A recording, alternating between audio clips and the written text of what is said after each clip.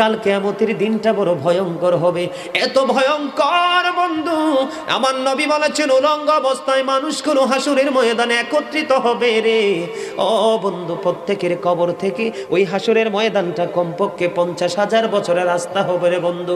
এই জন্য নবী যখন মেরাজের রজনীতে বোরাক দেখেছিল, আমার নবীকে আল্লাহ দাওয়াত দিয়েছে, বোরাক দেখে আমার নবী এত ক্রন্দন করেছিল, মনে হয়েছিল যেন আমার নবীর চক্ষু মোবারক দুইটা ঝর্ণা হয়ে গেছে।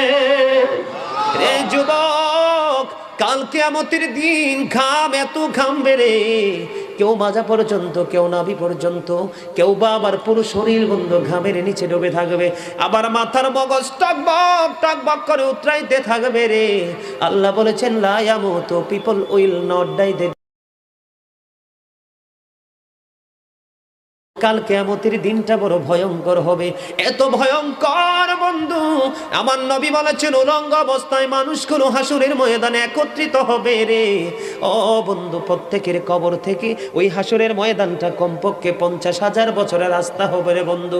এই জন্য নবী যখন মেরাজের রজনীতে বোরাক দেখেছিল, আমার নবীকে আল্লাহ দাওয়াত দিয়েছে, বোরাক দেখে আমার নবী এত ক্রন্দন করেছিল, মনে হয়েছিল যেন আমার নবীর চক্ষু মোবারক দুইটা ঝর্ণা হয়ে গেছে। রে যুবক, কাল কিয়ামতের দিন ঘাম এত ঘামবে রে, কেউ মাজা পর্যন্ত, কেউ নাভি পর্যন্ত, কেউ বা আবার পুরো শরীর বন্ধু ঘামের নিচে ডুবে থাকবে, আবার মাথার মগজ টকবক টকবক করে উতরাইতে থাকবে রে। আল্লাহ বলেছেন লা ইয়ামুতু, পিপল উইল নট ডাই,